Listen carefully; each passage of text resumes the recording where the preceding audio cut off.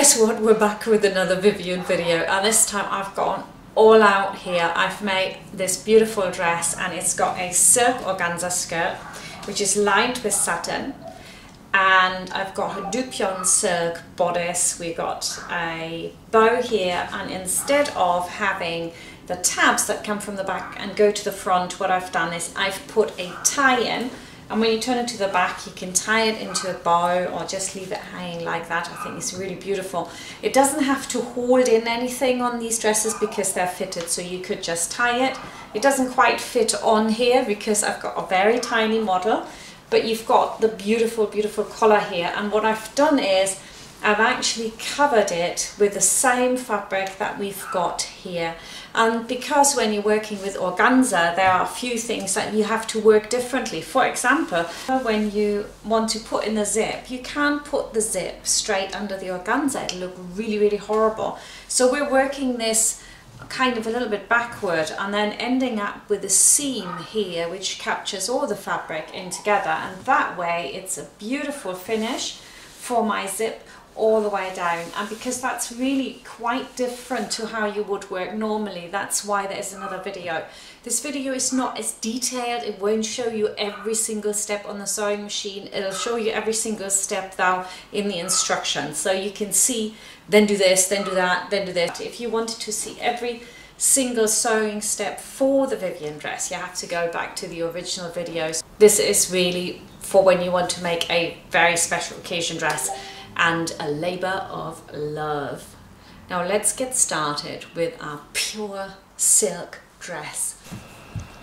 Let's have a quick look at the cutout pattern pieces. We've got the collar, 4 times you need that, 2 for left, 2 for right, and the overlay, which is in a silk organza. And then we need for the undercollar the violin or interfacing. You also need a strip so that you can make your ties. You need to decide on your width. Mine is 15 centimeters, and the length should be about 90 centimeters up to 120. Then we've also got a bow and the center of a bow, and we've got the front and the back and the side pieces. The lining comes in a one piece again, so you know joining of the princess seams here. And then we've got the front for the organza skirt on the fold and 2 back pieces. And the matching lining for this, it's exactly the same pattern, but here I was able to cut the circle in one go and just open up the back.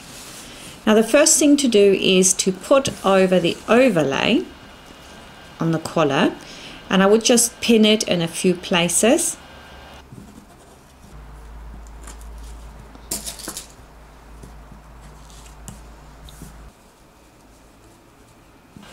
Then you need to put the violin or interfacing onto the undercollar, iron it on, and then with the right sides facing, you're going to sew this together all the way around and leave the neckline open, obviously. Once you've done that, you might notice on collars like this that the front of the collar stands up. So what you do is you push down the upper collar, so about 2 or 3 millimeters, which will automatically push the collar down instead of pushing it up. Now this is my ties. I've sewn them together, 1 centimeter seam allowance, and mine are quite slim really, but you could, like I said, make them much wider and then gather them. So here is my tie. You work out the edges, and I would definitely have a tip at the back.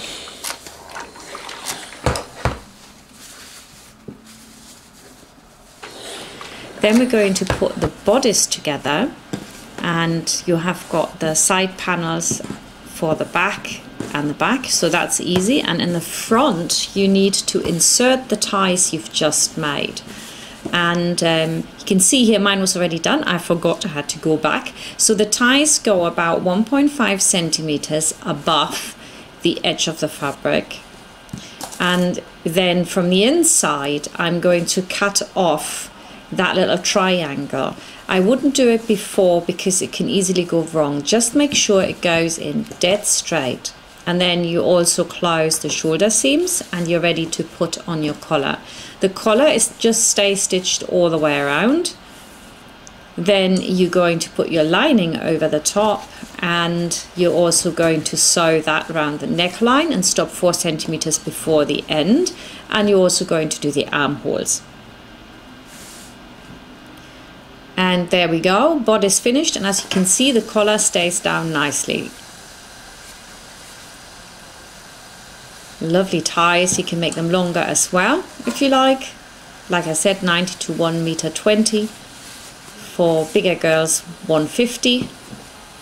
Then we're going to do the side seam, and when you iron the side seam, you want to release the tension on either side of the seam so that there's no pulling, and then you can push it back, iron it, and the bodice is almost prepped up. But we need to do one more thing, and that is at the back we want to put on some Vilene or iron-on interfacing, so that when we put the zip in, this can't rip out at all. So that's very important, make sure that's secure on there.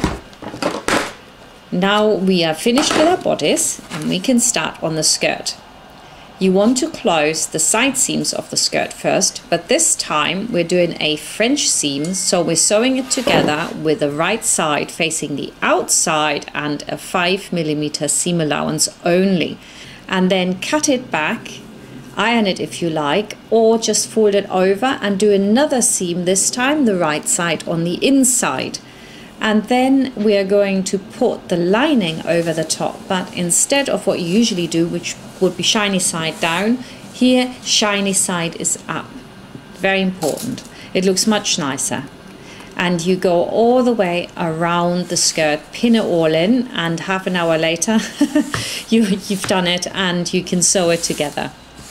Afterwards you need to cut back your seam allowance quick sticks, and then you can understitch the whole lot and turn it over to the right hand side and press it. Now if you're working with polyester fabrics, you might want to put an ironing cloth over it. For me it's fine here because I use silk organza, and silk can take any heat. It's not going to burn, it's a natural fiber. Next we're going to overlock the center back seam, and then you can pull away your overlocking, make it nice and neat.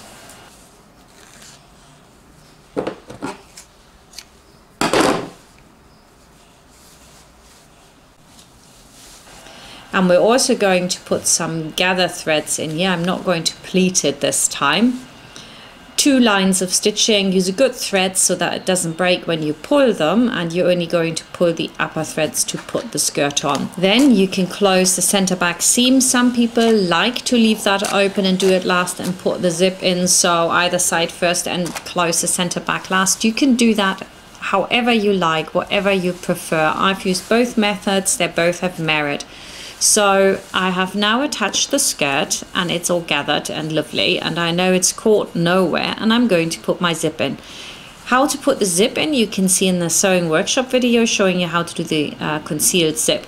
Now what I would like to say here is that because the zip ends are really long, I would trim them down so that you do get your 1 centimeter seam allowance, because it's really difficult otherwise to line it up properly. And then we're going to pin in our zip and sew it in, and when that is done we use the old trick of folding over the lining and then the zip over it, sew that little bit down, and you're done basically. It's so simple, and your top edge comes out beautiful. If you want, you could also put a hook and eye in here just to make sure it doesn't pull. I tend to just leave that. And then we have to do a little bit of hand stitching, so slip stitching this, and again this takes quite a while. We want to pin it in all very neatly, and at the bottom as well, covering all my seam. And when you've done that, there's a whole lot of slip stitching to be done, and afterwards, well, that's basically the dress done. Now if you want to put a bow on the front as well, like I have done, what you do is take a letter size or A4 piece of paper, a little bit wider than that, and then you fold one of the long sides over and then the other side so they slightly overlap. Then you come in from the side and fold that over as well. And then from the other side, and fold that over as well so it overlaps. Make sure it's nice and straight, all of it. Then you want to fold it over so you get a crease and you know where the center is. Get yourself a needle and thread, double thread I would, with a knot in the end. And then we're going to do a running stitch through that crease all the way to the top. And then pull so that we get our bow. It's really terrifically easy. I really love this method, and it gives you a very nice and big and voluminous bow. Wrap around, secure your thread, and all you need to do now is the center. So grab yourself a ribbon or the same fabric. In my case, I just ironed both sides and of a center piece, and then you stitch that too, wrap it around really neatly, and then we can secure it from the other side again. And it's always nice to use a contrast. This particular bow I made for the Wizard of Oz themed wedding where I did the flower girl, and I thought that would be really nice and to tie it all in. And there, your bow is finished, just needs putting on the front of the dress, and we are done. Thank you for watching again, and don't forget there are many more videos, and you can go on frocksandfrolics.com, find the project page for the Vivienne dress, and you will find many more ideas on how you can use this pattern. Bye and see you next time.